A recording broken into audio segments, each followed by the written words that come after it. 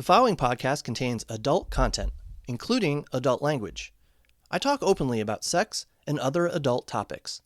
If you are under the age of 18 or are uncomfortable listening to sexually explicit narratives, please listen no further. I am not a professional therapist, counselor, or doctor.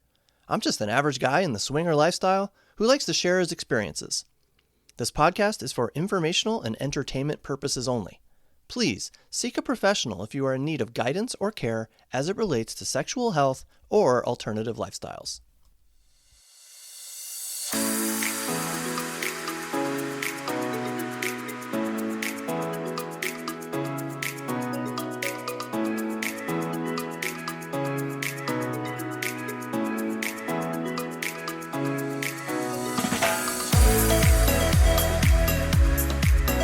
Hi, everyone, and welcome to Evan Swings, a podcast about the upside-down pineapple lifestyle.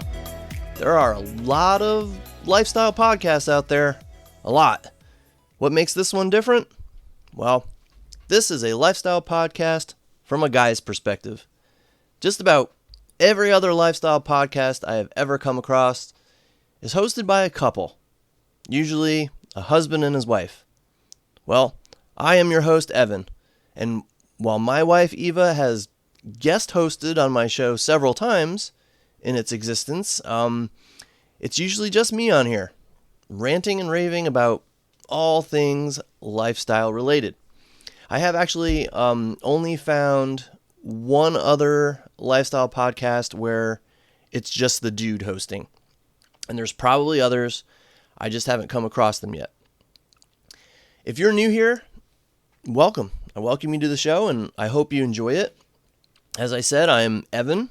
I'm 48 years old, and I have been in the lifestyle with my wife, Eva, for about 4 years now. I follow several swinger-related subreddits, and on one of them where they discussed podcasts, it was mentioned that some of them feature hosts with annoying voices. Well, I hope that you will find that my voice is not annoying.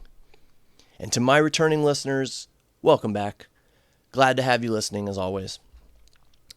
This episode it's going to be kind of a hodgepodge. I wanted to use this episode to talk about a few things that wouldn't really take up a whole episode each, like on their own, but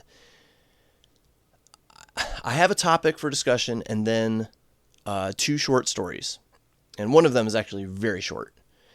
Both of them would definitely fit into my ongoing interesting and infuriating interactions series that I've done in the past, but instead I'm just combining them into this one episode.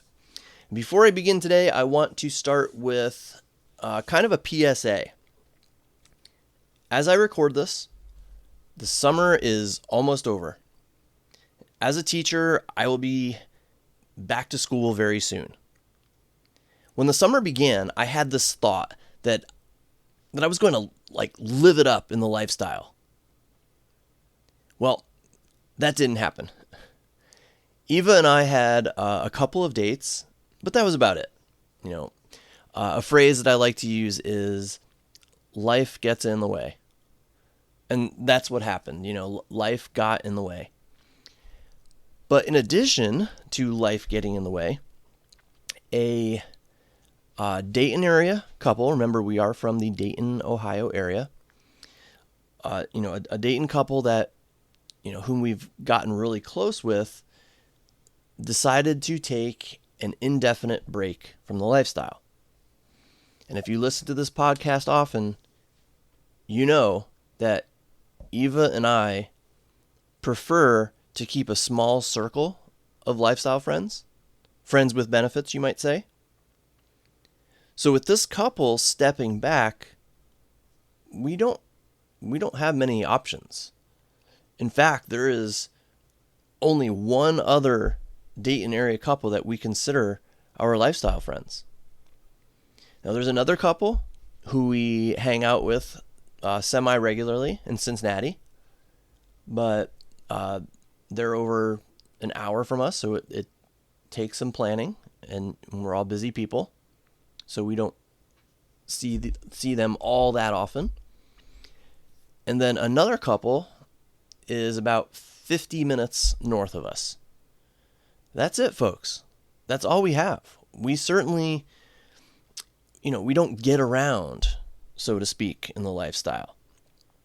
And we don't really initiate contact online. We prefer to wait for interested couples to contact us. Now, later on in this episode, I'll share a couple stories about this. But in the meantime, my PSA is this. If you reach out to a couple and introduce yourselves, and therefore show interest, follow through. If you take the step to reach out to someone, do it because you intend to follow through, because you are genuinely interested. And I'm saying this because in just the last few weeks, we have had not one, not two, but 3 different couples contact us through SDC and SLS to introduce themselves. Then I respond back, introducing Eva and me, and then we never hear from them again. And on these 2 sites, you can tell if they're online, and they have been online. And with SDC, you can see if they have read a response, and they've read our response. They just didn't write back. So people, don't waste others' time. Only initiate contact if you are genuinely interested and hope to have a conversation with the intention of ultimately meeting in person. I mean, why even bother saying hello if you don't intend to have a conversation? Very frustrating indeed. And in a bit, I will tell you 2 stories that kind of add to my frustration with this. But let's start next with the title of this week's episode, Wife Poaching. Oh, ladies and gentlemen, Eva and I have been in the lifestyle for over 4 years now. It was 4 years back in June of 2025. We have seen a lot. We have heard a lot. We have done a lot. We felt we were pretty up to date on all the lifestyle lingo out there. And we've learned a lot along the way. When we first started, we didn't know what bed hoppers were. And we learned pretty quickly the differences between full swap, soft swap, parallel play, and then all the sexual terms, demisexual, sapiosexual. We didn't know what those were when we first started. Heck, we didn't even know what the term hot wife meant until we got a little ways into the lifestyle. And after 4 years, we figured we'd heard it all. Not the case. Because just a few weeks before the recording of this episode, I came across a term I had never heard of. And that term is wife poaching. And I am a daily Reddit user. Okay, I love Reddit. I use it to get my hockey fix. Well, I use multiple sources for that, but regardless, I do get a lot of hockey info on Reddit. Political news, I get a lot of that on Reddit. And of course, I follow a lot of lifestyle conversations on Reddit. There are a ton of them. If you go to the subreddit Swingers, I think I mentioned that earlier, there are dozens of new topics each week. And a lot of times I see posts from people who are asking others, like other Reddit users who are in the lifestyle, for advice. And I'm happy to say that Evan Swings has been on a few Reddit discussions where people have asked for lifestyle podcast recommendations. So yeah, there is a lot of lifestyle discussion on there. And just in the last few weeks, the topic of wife poaching has been brought up and discussed multiple times. And like I said, I had not heard of it before. I'm a little embarrassed, not much, just slightly embarrassed that I had never heard of it. So just in case you have apparently been living under a rock like me, I'm going to explain what the term wife poaching means. And this is kind of a definition that I've formulated. I didn't grab this off of Google or any site. So wife poaching is when a couple, I assume it can be a same-sex couple, but for my example, I'm going to use a man and a woman. So it's when a couple expresses interest in another couple, but in actuality, both the man and the woman are only interested in the female of the other couple. In essence, it's kind of a scheme, like it's kind of a trick. They're only interested in the female. There are two possible outcomes of this scheme that the man and woman could be hoping for. One is to isolate the woman from the man. Like they're hoping that they will end up playing separately with the woman in a full threesome situation or where the man just ends up watching. At first, they're very friendly with both the man and the woman. Like that's kind of like the deceptive part. They're acting friendly towards both and interested towards both. Maybe falsely putting out a vibe that they're interested in a full swap, when in actuality they are not. Then, after some conversation and flirting, they ask if the wife will play separately with them. So that's one outcome. The other outcome, and I find this just terrible, is that they all end up in a playroom together. Assume this is at a club for this example. So they're all in a playroom together, and the man and the woman end up completely ignoring the husband and only give attention to the wife. In this outcome, the man ends up just watching, left wondering what the hell is going on. Like the man is interested and expecting to be involved in the play, but is intentionally left out. I've read several Reddit posts detailing situations where this has occurred, and I think it's awful. So dishonest. Two couples go into a room. One couple thinks it's going to be a full swap, but the other is only interested in playing with the wife. That is wife poaching. And I wanted to give my take on this, now that I know what it is. Again, I think it's terrible. Okay, I think it's dishonest. I'm happy to say, though, Eva and I have never experienced an attempt at wife poaching in our 4 years in the lifestyle. But now that I'm aware of it, I think we'd be pretty good at nipping it in the bud if it were to ever occur. I think the way we go about meeting couples is a pretty good defense in itself. We do not play on the first date, and that is Eva's rule, not mine, by the way. We insist on a vanilla date first. Usually that's dinner and drinks. And that allows us to talk and get to know each other.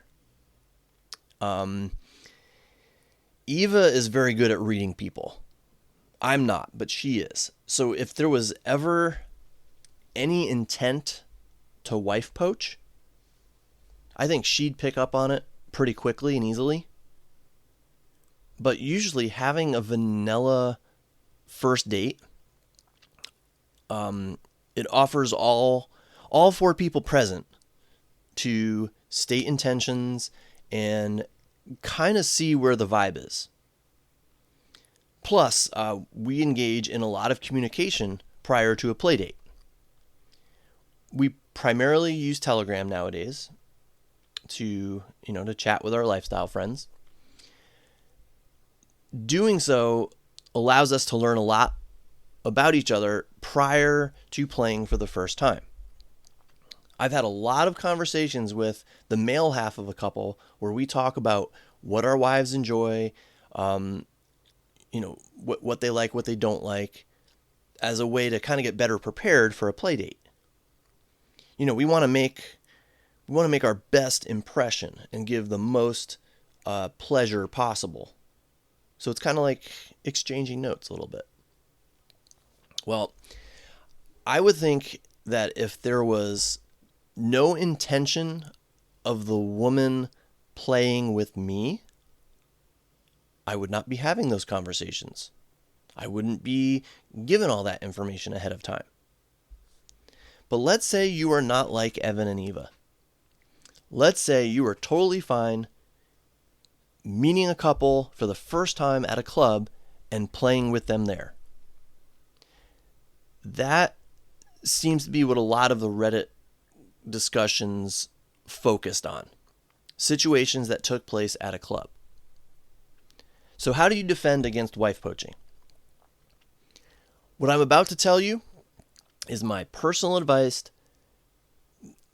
based on what I feel I would do after, again, reading a lot of the responses to Reddit posts regarding wife poaching. I have to remind you, as I said, this has never happened to me before, but now that I know that wife poaching is a thing, if Eva were to ever change her mind about playing with a couple we had just met at a club, this is what I would do. Ask. That's it. Ask. There is a particular question going around the lifestyle community these days, particular terminology that I guess is now the accepted way or becoming the accepted way to find out what a couple is interested in. And that question is, what is your dynamic? What is your dynamic? I remember being asked that at least one time before when a couple reached out to us on SLS or SDC. I knew exactly what was being asked of us. I just remember thinking that I had never heard it expressed in that way before. Well, again, I guess it has become more common nowadays. What is your dynamic? That is kind of an all-encompassing question that allows all parties to specifically indicate what they are interested in. Assuming the other couple is being honest when you ask that question, they will tell you, well, we are interested in full swaps. Or we are interested in watching and being watched. Or we really just want to fuck your wife, not you. And again, assuming everyone is being open and honest in a situation like that. And even if you don't use that exact question, ask. Find out specifically what all four people are interested in regarding play. Be specific and make sure everyone is on the same page. It is important that you know everyone's dynamic. This way, before you go into that playroom, everyone knows exactly what their role is going to be it an active participant or a spectator. So that is my advice to avoid wife poachers. Ask. And to anyone out there who is actually knowingly a wife poacher, come on. Grow up. Be honest. Don't be a dick.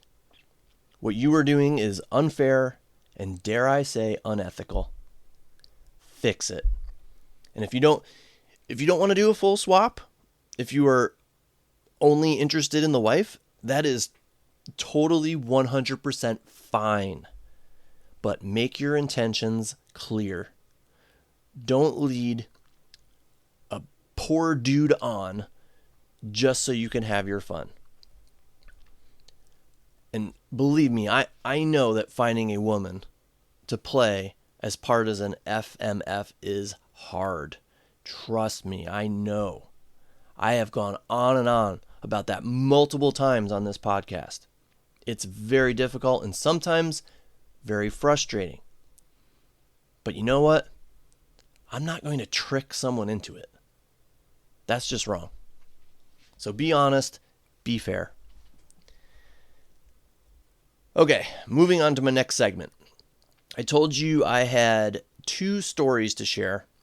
I seem to have a lot of these, and it just makes me wonder, do I have more of these than other people? Stories where I end up shaking my head regarding interactions that I have had, communicating with other couples via text messaging. And these 2 stories that I'm about to share fall into that category. My first one is super quick. I use a couple of different lifestyle apps, as I've said, to hopefully find and connect with other couples. The ones that I'm thinking of are kind of like SDC or SLS, where you read another couple's profile, and if you're interested, you hit the like button. And then if they hit the like button on your profile, it's a match. On this one particular app, unless you pay for a subscription, which I do not want to do, you can't message another couple unless you match with them. Well, we matched with this one couple. Now, normally, if you are a respectful, mature individual contacting another couple for the first time, how would you open a conversation? For us, it's something like, "Hi, we are Evan and Eva. Thanks for the like." Something simple like that. Or maybe add something like, "We live in the Dayton area. Feel free to chat with us sometimes." Something like that. Okay, polite, respectful, friendly, inviting. Well, let me tell you how this couple opened the conversation. 4 words and a question mark. Big dick and ass. That's it.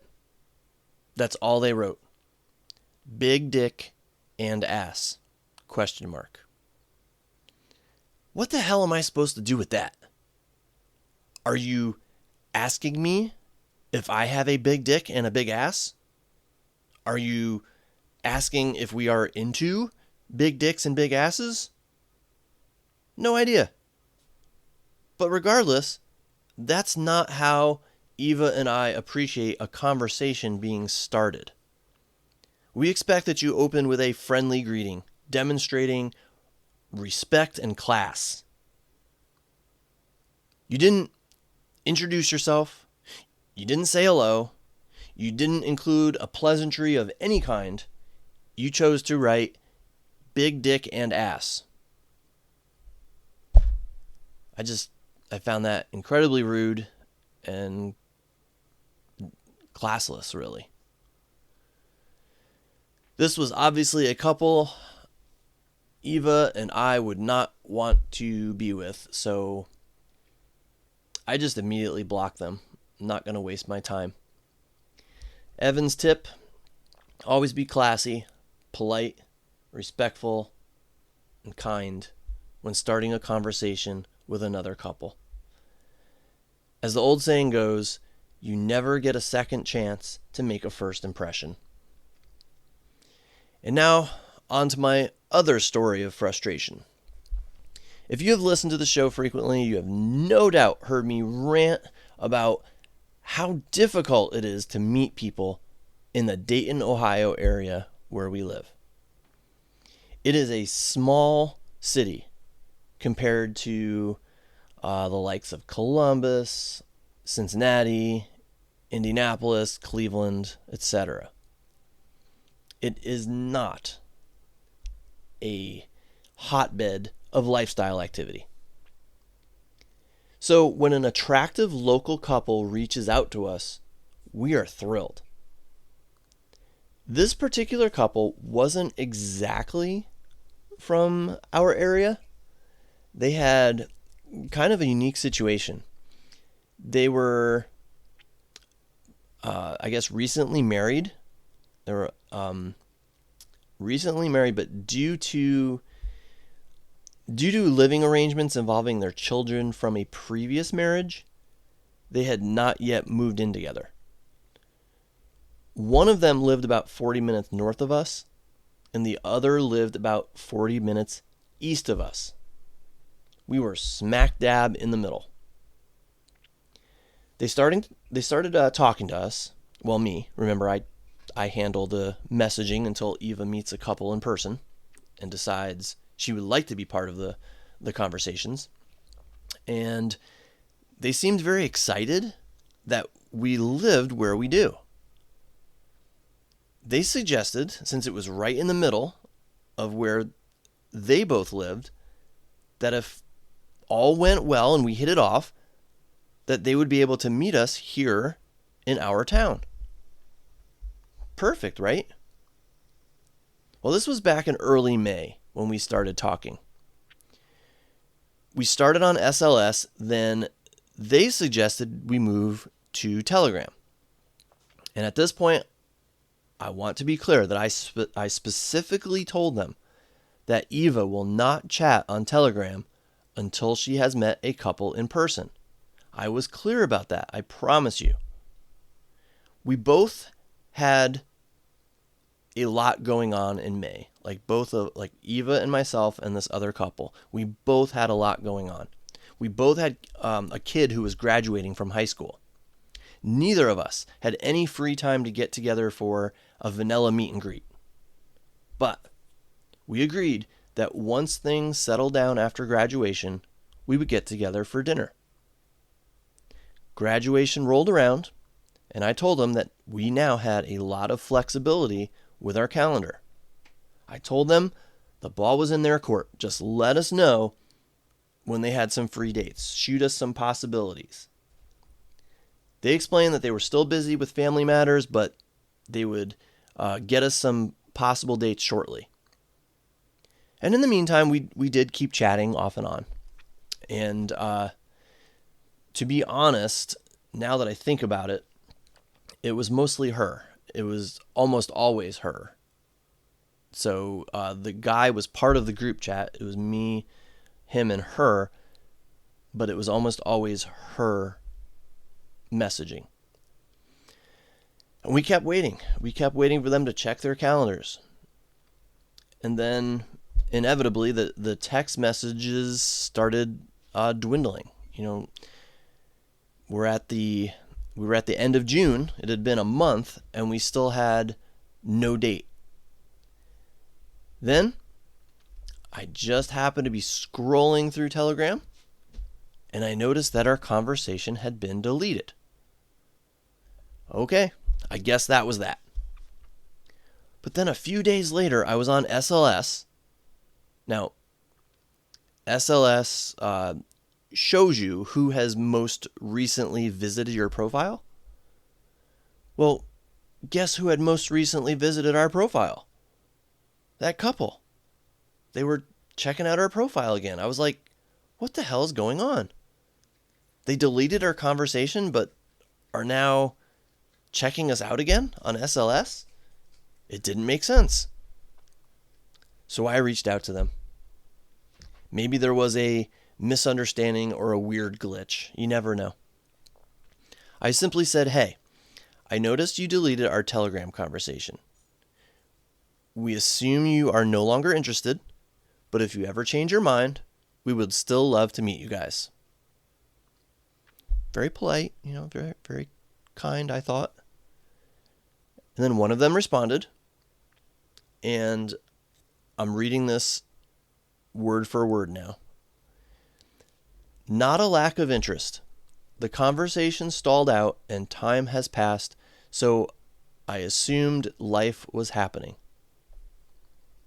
Interesting.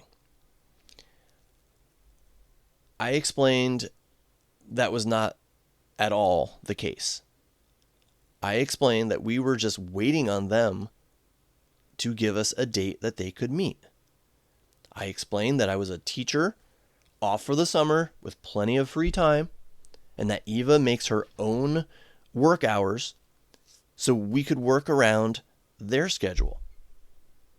They responded that they didn't know that we were waiting on them to come up with some possible dates, which is crazy because I was pretty darn specific.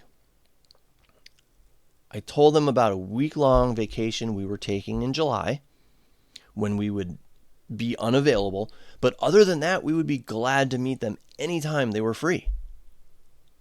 I was told that sounded great. They even offered to reopen the Telegram chat.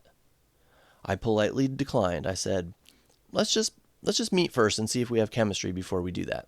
And then we would just keep chatting on the SLS interface until that time. Then they said they would circle back this weekend and share some dates. I said we were looking forward to it, and I think they said, sounds good. Have a good week. Yeah, that's what they said. Sounds good. Have a good week. Well, that was June 30th. We did not hear from them until 2 weeks later, July 13th. Here's what they wrote. Hope this finds you both doing well. Wanted to circle back. Our schedules haven't allowed for a chance to meet up, and it's a challenge to know if we all will connect. Respect your process, but without all four of us chatting before meeting, it's hard to get a pulse if there's a connection to pursue. We wish you luck on your lifestyle fun. I responded, we understand and appreciate you circling back. Take care. What a waste of time. They seemed to just jerk us around. They knew our process from the get-go. They seemed totally fine with it. Then all of a sudden it bothers them that Eva is not part of the group chat. You knew that would be the case from the start. You were supposed to come up with dates to send to us, and you failed twice. So don't throw the blame at us, which is seemingly what they did, as polite as they made it sound. We were all in. All you had to do was tell us where and when you wanted to get together. I told you before, I read a lot of lifestyle stuff on Reddit. This stuff is complained about more frequently than you might think. And when people complain about it, flaky people, the messages that end up going nowhere, the responses are always the same. The responses in these Reddit conversations. People say, stay off the apps, stay off the sites, do your meeting in person at clubs or lifestyle events. That is all well and good if you are comfortable with that process. But for Eva and myself, that's not our thing. We rely on the messaging. We rely on it to first break the ice and to vet people before meeting them in person. Neither one of us are, for lack of a better word, brave enough to walk up to random people we are attracted to at clubs and introduce ourselves. That's just not our style. I appreciate those who are able to do that. But for us, the sites, the apps, the messaging, that's our method. And it should be easier than it is. It really should. But people like this frustrate the hell out of me. Especially when it's a local couple. Now, that's like finding gold, only to have it stolen away. Again, I have to give a little tip here. If something bothers you from the start, in this case, apparently the fact that Eva was not part of the group chat, say so. End it. If something makes you uncomfortable, walk away. Politely indicate you are not a match and then move on. Don't drag things on. Don't make excuses about being too busy and then suddenly blame it on something you knew from the start. That's what happened here. Just be honest and forthright with people. It would solve so much. It would take away so much aggravation. And with that, I will end today's episode. Thanks for sticking with me today. I hope you enjoyed it and maybe gained a bit of a new perspective on some stuff. Send your comments and suggestions my way. You're always welcome to do that. You can get in touch with me a number of ways. One, visit my Blue Sky page. Go to Blue Sky, search for Evan Swings. It will pop right up for you. You can also find me on Instagram. My username is Evan Dienson. That's EvanDeanson. Evan Dienson. Or shoot me an email. Old-fashioned email. evandienson@gmail.com. I'm always glad to hear from listeners and respond to any and all questions you may have. Eva is always available as well if you prefer to ask her a question. I hope you enjoyed today's episode and hope that you will join me again for another exciting, riveting episode of Evan Swings. Until next time, be safe, be naughty, and remember, always live life to the fullest.